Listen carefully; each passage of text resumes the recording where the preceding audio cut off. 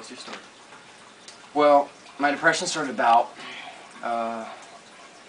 early this summer, about after the time I left for my dad's. I've had it almost all my life and some anxiety problems. I've always been a little bit of a perfectionist, which kind of contributed to my depression. But yeah, it started off kind of slow. It was just easing my way, and I just slowly began to have some fatigue. And, my mom started noticing symptoms of just not talking to anyone or not having the same activities. Even you might have noticed that I wasn't always out, hanging out with my friends anymore.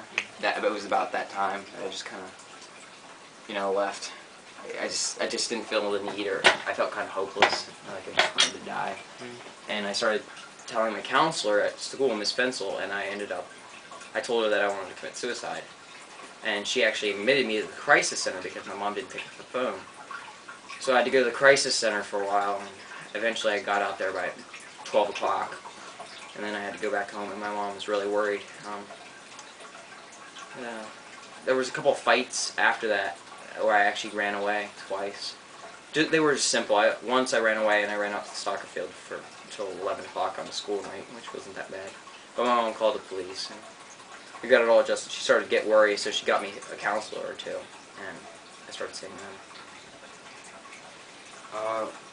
What type of depression are you diagnosed with? Well, after going to Princeton House, which was after my third runaway to Philadelphia, they diagnosed me with major depression disorder as well as audio hallucinations, homicidal. And yeah, I had to stay there for about a week or two. What symptoms do you get, or do you still have? I still feel hopelessness a lot of times. It's hard for me to get up in the morning. I just feel depressed and fatigued. Sometimes I'm in a bad mood. Other days where I just can't seem to talk to people, or I just feel like I just have to lay down on the ground, or I can't lift up my head. It just feels like you just want to relax. Just relax. Like you can't move.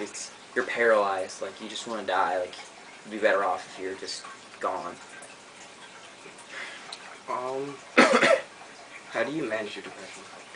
Well, first of all, when I was in, I think her name's Sharon, my counselor at the Princeton House, she taught me that 50% of it's the medicine, and 50% of it's you trying to work it out. You have to use your own techniques.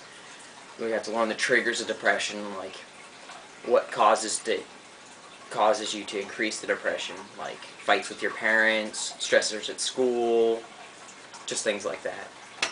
And then you'll have to learn to deal with that. And it took me a while to learn all the triggers and how to contradict that. Yeah, and the medicine really helped too, for Prozac, and they kept upping the dosage until it was about my level, which is 40 milligrams. When did you find out you were depressed? I think my mom started noticing me in depression about 6th grade. It wasn't that severe then, but she kind of noticed it after 8th grade.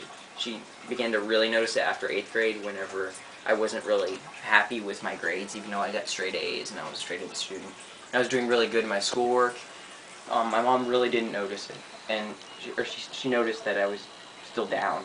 And after that, it just kind of progressed until the 9th grade.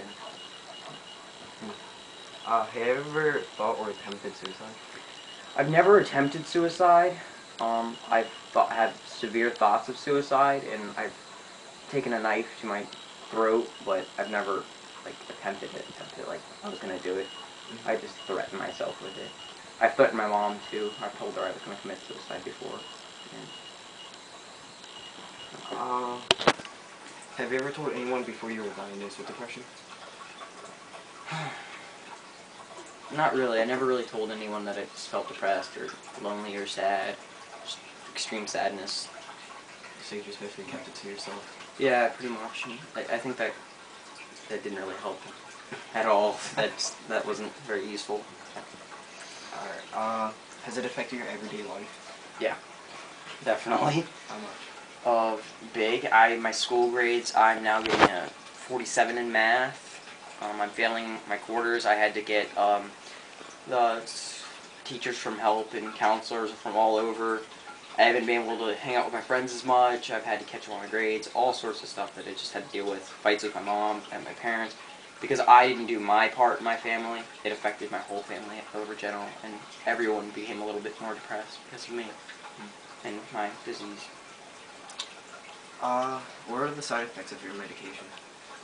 Well, I took my Prozac. I really haven't noticed much side effects. It's been pretty relaxed, which is very good.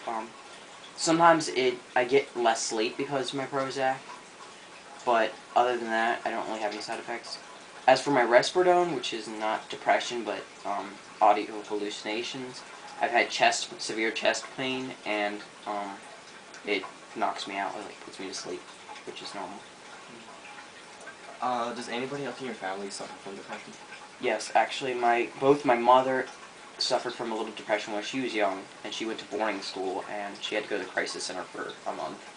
And also my father also suffers from a small bit of depression, and he suffers from alcoholism, which is kind of deprived from that. So. How severe is your depression? It's kind of hard to put a mark on it. I couldn't say just how severe it is, but to me, it is one of the scariest things in my life. It's life-threatening. It's like you're hanging by a thread. And, yeah, it got pretty scary whenever I would just sit in the bathroom alone in the dark and cry over anything. And just be lonely and just wish I could die. Do you wish you could change anything about it? I wish I didn't have it, yeah.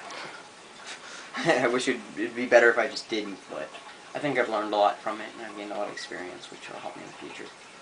Alright, well, I think that's pretty much it for now. Okay, well, Alright. Thank you. You too.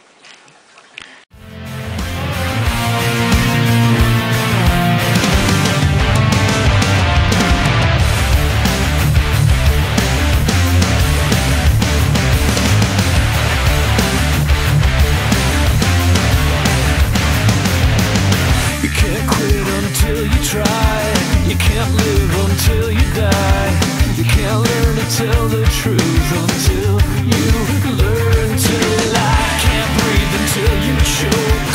You gotta laugh when you're the joke. There's nothing like a funeral to make you feel alive. Just open your eyes. Just open your eyes and see that life is beautiful. Will you swear on your life that no one will cry at my funeral?